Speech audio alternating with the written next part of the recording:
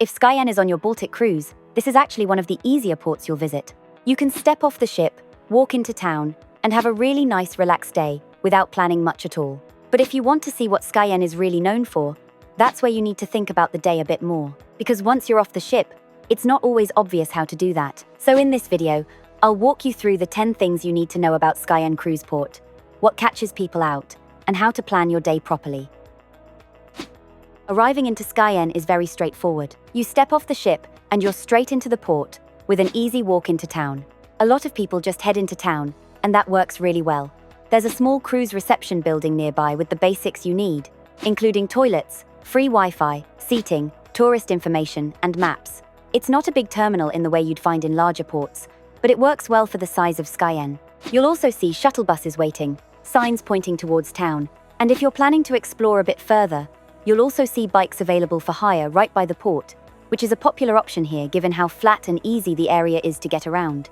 One of the first decisions you'll see people making is whether to take the shuttle bus into town or walk. There is a free shuttle available, and naturally, a lot of passengers head straight towards it. But in Skagen, this is one of those situations where the shuttle is often unnecessary. The town centre is only about a 10 to 15 minute walk from the port. The route is flat, easy to follow, and the whole journey is marked out for you with a blue line, so you don't need to worry about getting lost. More importantly, it's actually a nice walk. You're not walking along busy roads or through industrial areas for long stretches. Quite quickly, you start to see the harbour, small boats, and the first of those distinctive Skagen houses with their yellow walls and white trim. It gives you a much better feel for Skagen straight away than getting straight on a bus. The shuttle does have its place. If the weather turns, or if you're short on time, or if walking isn't ideal for you, then it's a useful option. But for most people, walking in is the better choice, and it gives you a much better first impression of Skagen. Skagen is not a port where you're moving between major attractions or trying to tick off a long list of sites. There isn't a central square packed with landmarks, and there aren't lots of big-ticket attractions all within walking distance of each other. Instead, the appeal of Skagen is much more subtle. It's about the atmosphere of the place, the coastal setting, the quality of the light, and the way the town feels when you walk through it. You've got cobbled streets, small independent shops, art galleries, and cafes along the harbour. And then there are the houses, which are a big part of the identity of Skagen. Almost everything is painted in that soft yellow colour with white edging, and it gives the whole town a very uniform, almost postcard-like appearance. Before you even start thinking about what to do in Skagen, it helps to understand what the main attraction here actually is. Just outside the town is a place called Grenen, and this is the northernmost point of Denmark. It's where the North Sea and the Baltic Sea meet, and when you're standing there, you can actually see the waves coming in from two different directions and colliding. It's essentially a long stretch of sand that runs out into the sea, and at the very tip you can stand with one foot in each sea, which is something a lot of people come here to do. Some people just stay in town, and that works well as well. You can wander, explore the harbour, stop for food, and take it at your own pace. Others head out to Grenen, but that's where you need to think a bit more about getting there and how long it takes. You can do both, but that's where timing starts to matter. Grenen isn't in the town centre, and it's definitely not within walking distance from the ship for most people. From Skagen town, you're looking at around 3 to 4 kilometers to reach the Grenen area, and that's where your planning really starts to matter.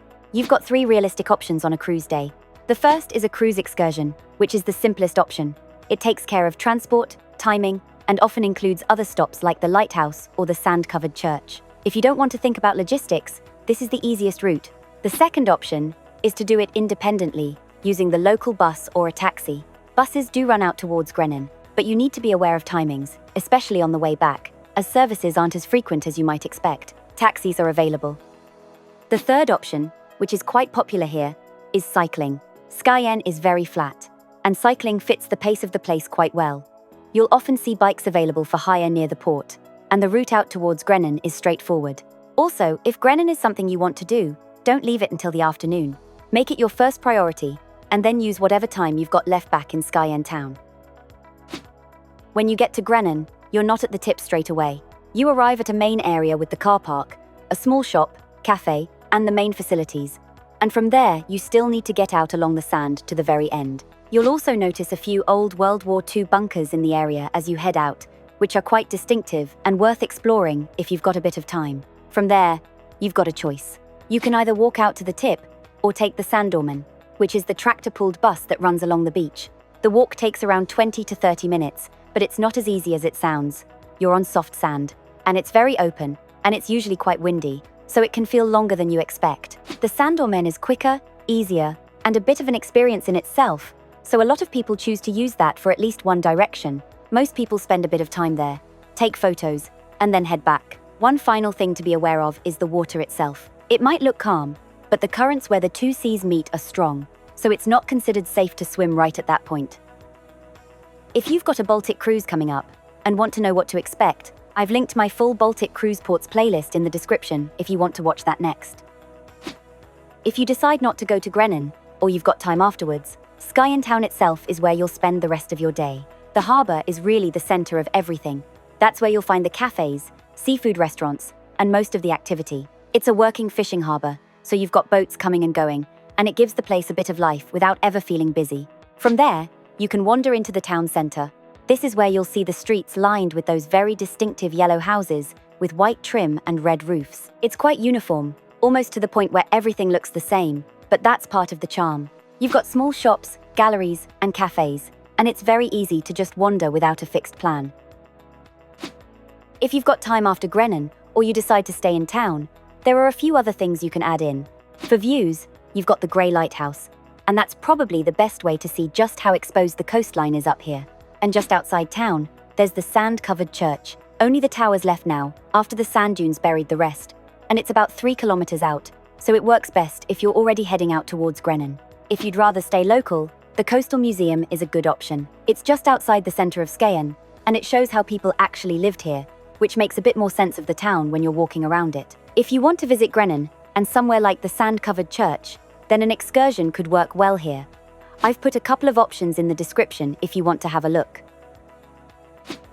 Back in Skagen, food tends to center around the harbor. There are plenty of restaurants there serving fresh fish, and it's one of those places where it's just nice to sit outside, have something to eat, maybe a Danish beer, and take it all in. It's not about rushing from one place to another. It's more about slowing things down a bit and enjoying where you are. The final thing to be aware of is the weather. Because of where Skagen is, right at the top of Denmark, surrounded by sea, wind is always a factor.